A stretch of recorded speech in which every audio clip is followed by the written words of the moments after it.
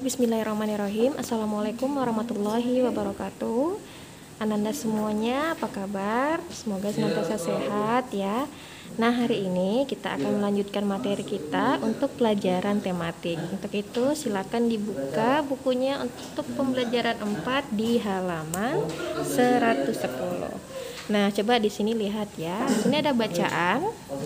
Bacalah teks berikut. Di sini kita akan simak bersama. Ananda coba dibuka juga bukunya, diperhatikan Ustazah baca ya. Di dalam hatinya juga boleh ikutan baca ya. Perbedaan bukanlah penghalang. Tidak seperti biasa, hari Minggu ini sekolah terlihat ramai. Hari itu, semua siswa diminta datang ke sekolah untuk menghias kelas masing-masing. Hari Senin akan diadakan lomba menyambut Hari Kemerdekaan. Bapak Kepala Sekolah berpesan, tiap kelas harus terlihat unik dengan kreasi anak-anak. Udin dan teman-teman sekelasnya juga datang ke sekolah. Pembagian tugas membuat hiasan telah dilakukan Udin dan teman-teman di hari Jumat yang lalu. Menghias kelas merupakan tanggung jawab bersama. Pagi-pagi hampir semua siswa di kelas Udin sudah hadir. Hanya Edo dan Marta yang belum terlihat. Edo dan Marta sudah meminta izin kepada teman-temannya untuk hadir terlambat. Mereka harus pergi ke sekolah Minggu di gereja untuk melakukan ibadah pagi. Udin dan teman-teman lainnya tidak keberatan. Sebelum ke sekolah, Udin dan Siti mampir ke rumah Edo, lalu ke rumah Marta untuk mengambil bahan dan hiasan kelas yang telah disiapkan. Udin dan teman-teman memahami bahwa hari Minggu pagi merupakan waktu ibadah bagi Edo dan Marta yang beragama Katolik. Perbedaan waktu dan cara beribadah tidak menghalangi niat kerja sama mereka. Siang hari, sekolah semakin ramai. Kelas-kelas sudah terlihat indah dan semarak dengan hiasan merah putih buatan siswa sekelas. Begitupun kelas Udin. Edo dan Marta juga sudah terlihat di antara mereka. Selesai ibadah, pagi di gereja Edo dan Marta menyusul datang ke sekolah. Senang sekali Udin dan teman-teman berbagi tugas. Ada yang menggunting kertas, ada yang naik ke atas meja untuk menggantung lampion kertas, ada juga yang menghias pintu dengan pita kertas merah putih. Lelah tidak terasa. Ketika tiba waktu sholat zuhur, Udin, Siti, serta teman-teman lain yang beragama Islam menjalankan ibadahnya. Edo, Marta, Dayu, serta beberapa teman lain yang tidak menjalankan ibadah sholat melanjutkan pekerjaan menghias kelas. Menjelang sore, pekerjaan sudah selesai. Kelas Udin sudah terlihat semarak, walaupun berbeda-beda, bekerja sama selalu menyenangkan. Perbedaan tidak menjadi penghalang untuk bekerja sama. Nah, Ananda, coba diperhatikan bukunya. Berapakah jumlah paragraf yang ada pada teks perbedaan bukanlah penghalang? Ada 3. Yang ini ya, ini paragraf pertama, ini paragraf kedua, dan ini sambungan yang sampai ke sini itu adalah paragraf ketiga. Sekarang coba kita jawab bersama soal ini ya, soal dalam tabel. Dari teks di atas carilah gagasan pokok dan gagasan pendukungnya. Nah, di sini kita bahas saja. Ada diminta 3 gagasan pokok, berarti benar ya, ada 3 paragraf, 1, 2, 3. Jadi ada 3 gagasan pokok.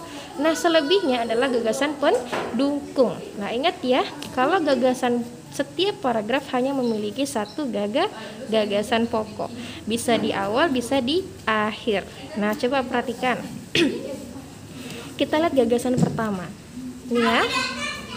Di sini ada beberapa kalimat. Jadi bentuk gagasan pokok itu dia disajikan dalam bentuk kalimat, sehingga kalimat dalam gagasan pokok itu akan ada namanya kalimat utama. Nah, kira-kira di sini coba perhatikan. Tidak seperti biasa, hari Minggu ini sekolah terlihat ramai. Nah, kira-kira mengapa nih sekolah di hari Minggu terlihat ramai? Karena hari itu semua siswa diminta datang ke sekolah untuk menghias kelas masing-masing. Itulah penjelasannya. Berarti kita lihat bersama di sini mana gagasan pokoknya. Gagasan pokoknya ada di kalimat pertama. Berarti inilah kalimat utamanya yang merupakan gagasan pokok dalam paragraf 1.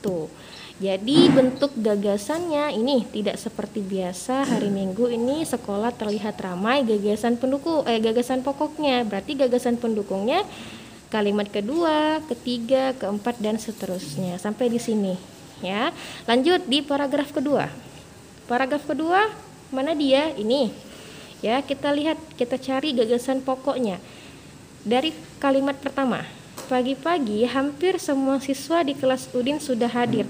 Pertanyaannya, kenapa tidak semua siswa? Hanya hampir ya. Jadi ada kata kunci sini. Hampir, berarti tidak semua siswa kan? Nah, kenapa? Dijelaskan di sini karena hanya Edo dan Marta yang belum terlihat. Oh, berarti itu penjelasannya. Kenapa di kalimat utama ini dijelaskan hampir semua? Berarti tidak semua siswa yang hadir. Nah, itu dia ya. Berarti yang kalimat pagi-pagi hampir semua siswa di kelas Udin sudah hadir ini termasuk gagasan pokok. Berarti kalimat kedua, ketiga dan seterusnya merupakan gagasan pendukung karena dia menjelaskan kalimat utama ini ya. Lanjut di paragraf ketiga. Nah, yang ini ya. Coba perhatikan di kalimat pertamanya. Siang hari sekolah semakin ramai. Kenapa siang hari sekolah semakin ramai? Oh, ternyata dijelaskan di sini bahwasannya kelas-kelas sudah terlihat indah dan semarak dengan hiasan merah putih buatan siswa sekelas. Itulah dijelaskannya kenapa siang hari sekolah semakin ramai. Berarti yang kalimat pertama ini merupakan apa? Gagasan pokok. Dan kalimat selanjutnya yang kelas-kelas sudah terlihat indah, lalu ada begitupun kelas Udin ya. Berarti kalimat kedua, ketiga, empat dan seterusnya merupakan gagasan pendukung. Mudah. Kita lanjut ke selanjutnya. Nah, ini ada gambar. Ayo, saya mau tanya siapa nih yang tinggal di komplek nih? Biasanya kalau bapak-bapaknya ikutan nggak ronda di rumah? Jadi di sini adalah contoh-contoh kerjasama yang biasa dilakukan dalam masyarakat. Nah, jadi mungkin Anda pernah nih lihat ya, mungkin di hari Minggu ada Bapak RT-nya umumin, ayo semuanya gotong royong misalkan, atau disuruh kerja bakti ya kan. Ada juga ronda di sini. Mungkin bapak-bapaknya atau anak-anak juga ikut ngeronda boleh karena mungkin musim maling boleh. Nah, pertanyaannya sekarang, sebelum Anda mengerjakan tugas yang ini, saya mau jelaskan dulu. Bentuk kerjasama itu banyak. Nah, pertanyaannya sekarang kerjasama itu apa? Ada yang tahu? Jadi kerjasama itu merupakan kegiatan atau usaha yang dilakukan oleh beberapa orang. Catat ya, kerjasama merupakan kegiatan atau usaha yang dilakukan oleh beberapa orang. Jadi kalau misalkan 2 orang Ustazah kerjasama tak? Ya, itu adalah kerjasama. Tapi kalau sendiri yang dikerjakan berarti itu bukan kerjasama, tapi kerja secara individual, berarti kerja sendiri ya. Nah, kenapa kita perlu kerjasama Ustazah? Kenapa? Karena kita ini hidup juga bergantung kepada manusia. Karena kenapa Ustazah? Karena keahlian setiap orang itu berbeda-beda ya, sehingga manusia itu membutuhkan satu sama lainnya. Contoh kecil, saat sekolah kan, Ananda kerjasama nih. Misalkan si A tidak pandai pelajaran matematika, kita pandainya pelajaran IPA. Apa yang kita lakukan? Kita bekerja sama mengerjakan soal matematika, minta ajarkan, ya kan? Misalkan seperti itu. Nah, coba kita bagi ya, kita ambil contoh. Kerjasama di sekolah apa aja? Nah, kalau di sekolah kita ada nggak operasi semut? Ada. Jadi kita bergotong royong ya, memungut sampah yang berserakan di sekolah, kita masukkan, buang ke tempatnya. Ya, itu termasuk kerjasama ya kan? Kerjasama antar kelas, misalkan di sekeliling kelasnya melakukan operasi semut, misalkan kelas siapa hari ini. Nah, kita bekerja sama. Lalu apa lagi Ustazah? Banyak. Contoh lagi, berdiskusi saat belajar di kelas. Misalkan ada kerja kelompok. Nah, itu kan kerjasama, tidak boleh ada yang egois ya. Jadi harus bekerja sama. Lanjut, misalkan apalagi Ustazah, mematuhi aturan sekolah. Nah, ini penting. Jadi misalkan Ananda harus mematuhi aturan sekolah. Kenapa? Sekolah tidak akan dikatakan tertib apabila siswanya juga tidak tertib.